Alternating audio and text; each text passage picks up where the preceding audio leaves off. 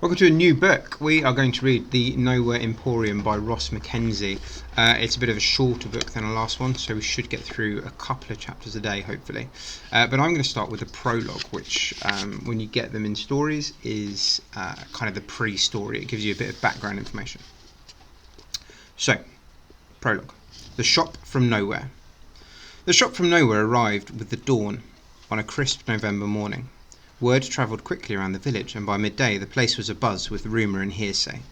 "There were 4 shops in the row yesterday. Today there are 5. Did you hear? It sits between the butchers and the ironmongers. The brickwork is as black as midnight, and it sparkles strangely in the light." By evening time a curious crowd had begun to gather around the mysterious building.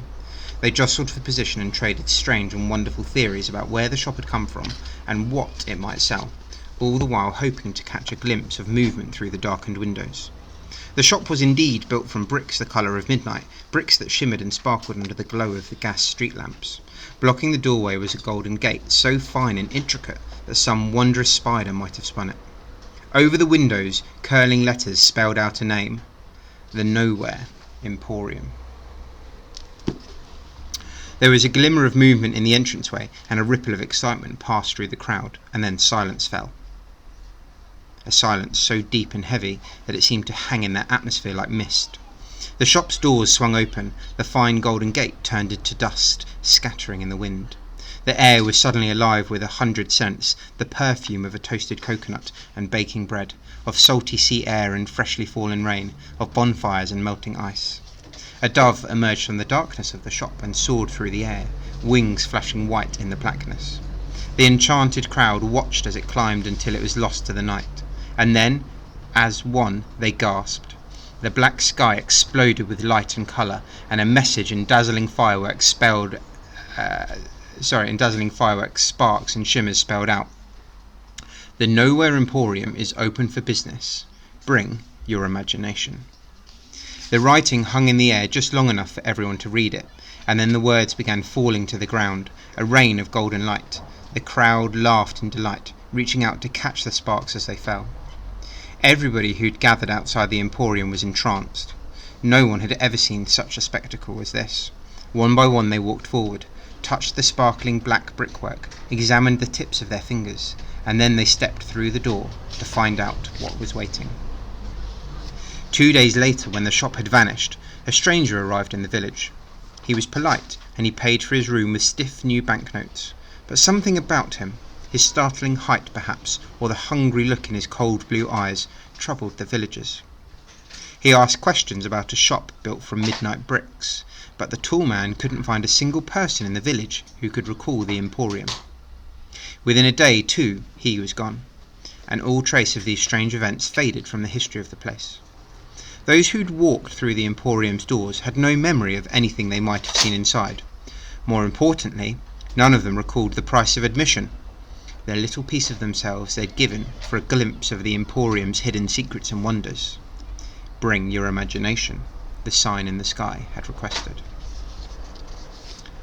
Chapter 1. A Chance Encounter. Glasgow, present day. "Look out! Coming through! Oi! Watch where you're going, wee man." "Sorry." Daniel Holmes darted through the Saturday shopping crowds in Glasgow, pushing and twisting and weaving. His lungs burned and his legs ached, but he did not stop. He could not stop. Spud Harper and his gang were chasing him, and everyone in the children's home knew that if Spud Harper was after you, you didn't slow down. Daniel wheeled left at the butcher shop, almost slipping on a blood-red puddle. He turned into a narrow street lined with old buildings, housing fashion boutiques, restaurants and coffee shops.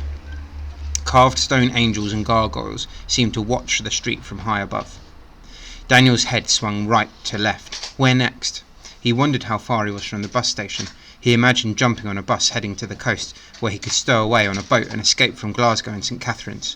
Somewhere with no Spud Harper would be nice. "Not crying for your dad?" Spud yelled at him from somewhere back among the crowds. "You were wailing like a baby in your sleep again last night. The whole home heard you. 'Daddy, Daddy, don't die, Daddy!' Ha! Ha! Don't worry, wee man. When we're through with you, you'll have something else to cry about." Spud and his gang were bigger than Daniel, and faster and stronger. Sooner or later they'd catch him. He sprinted across the street, jinked into the nearest shop and slammed the heavy door shut. He clutched at his chest and watched through the darkened glass of the door, crouching out of sight. He could hear Spud's gang shouting as they thundered past. "Where'd he go? Where's the wee weasel? Must be up here." Daniel's shoulders sagged. He closed his eyes and breathed deeply. The air was infused with the jumbled perfume of furniture polish and dust, and something like melting chocolate. Then he opened his eyes, and for the first time became fully aware of his surroundings. The shop was a cave of wonders. Everywhere he looked, Daniel saw something he wanted to pick up, to hold, to have as his own. Silver and gold and crystal gleamed and sparkled in the light of spitting fire. Intricate wooden clocks and mirrors of varying size and splendour covered the walls. Tiny fish flashed like bars of copper in a glass tank. There were porcelain dolls and wooden soldiers, rusted swords, stuffed animals, columns of books as high as the ceiling, jewels that seemed to glow with a silvery light. A stuffed polar bear sat in one corner, eyeing the shop like a watchman. Even particles of dust, caught in a bar of sunlight, seemed to glow like stars. "How'd you get in here? We're closed." The voice startled Daniel. In the far corner of the room stood a grand desk with feet carved like eagles' talons. Behind the desk sat a small man in a dusty suit. His wavy brown hair was wild and tangled, falling over his handsome face. On the desk in front of the man lay a battered book. His hand hovered over an open page, clutching a fountain pen. He stared at Daniel with eyes the colour of thunderclouds. "Sorry," said Daniel. "Didn't mean to bother you. Someone's chasing me."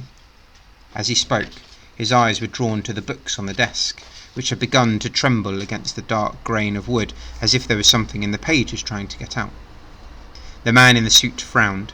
He glanced from Daniel to the book and back. Then he snapped the book shut, locked it away in his desk, and got up and marched past Daniel to the door. "See?" he said, pointing to a sign hanging on the door that read "Closed." "Closed." He tried the door handle, opened the door. "I could have sworn I locked it." He spun back to face Daniel, staring at him through narrowed eyes. "Who's after you?" "Big boys, from my children's home." The man raised an eyebrow. "You're an orphan?" Daniel nodded. The fire snapped and cracked. "What happened to your parents?" said the man.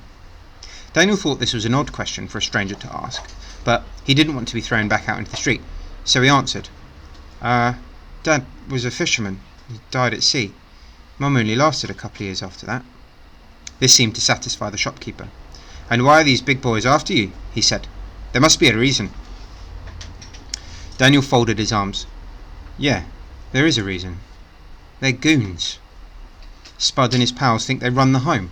They take things from the other kids, important things, like reminders of their parents and stuff, and no one ever stands up to them. But I couldn't take it anymore. I followed them. I found out where they kept their stash. I got everyone's stuff bag, and I explained that if the other kids stick together, Spud and his gang can't get to them. Spud didn't like that." The little man in the dusty suit jutted out his bottom lip and nodded, disguising a smile. "Ah, bullies, I see." He wandered around from behind his desk. "What is your name?" Daniel. "Daniel Holmes." "Well, Daniel Holmes, I know how it feels to live in life in the shadow of a bully. We have that in common." "Really?" "Mm-hmm. I'll tell you what. You can wait in here until you are sure Spud and his gang are gone." "Yes, sir. Thank you."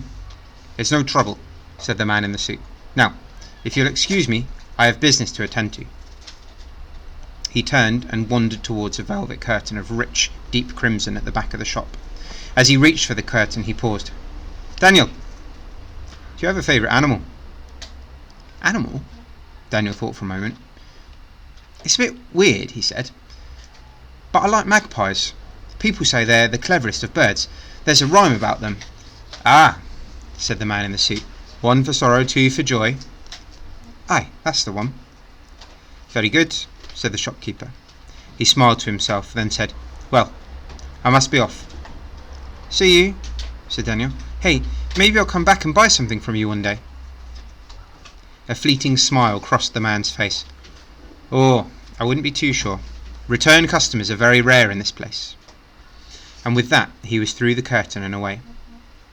Daniel peered out of the window, which was tinted sepia, so that the outside world looked like an old photograph. Grey Glasgow rain had begun to fall in fat drops. Puddles were already gathering on the road. Spud Harper and his gang were long gone, but Daniel was keen to have one last look around before he left. He wandered towards a table scattered with metal toy soldiers. He picked 2 of the soldiers up, imagining that one was himself and the other Spud Harper, and staged a fight between the 2. Daniel's soldier was about to throw Spud off the table when something startled him. A soft fluttering sound. He dropped the toys and stared at the red curtain at the back of the shop. Another flutter. The curtain waved gently. He edged forward, his heart racing. When he was close enough, he reached out a trembling hand and slowly, gently, touched the material. A burst of red velvet, the sound of flapping wings, and 2 silver birds exploded from behind the curtain.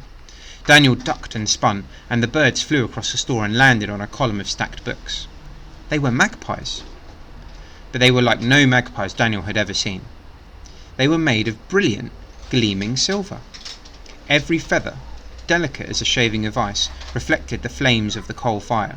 The silver magpies fixed him with the shining ruby eyes, twitched their heads to one side. "How?" whispered Daniel, treading softly towards them, though they did not shy away as he advanced. When he was close enough, he reached out a hand.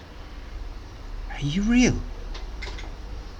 His fingers touched upon the cool silver of one of the magpie's wings. The bird let out an indignant call and flapped away, leading its twin back towards the curtain. But when they reached the rich red velvet, the birds did not fly through.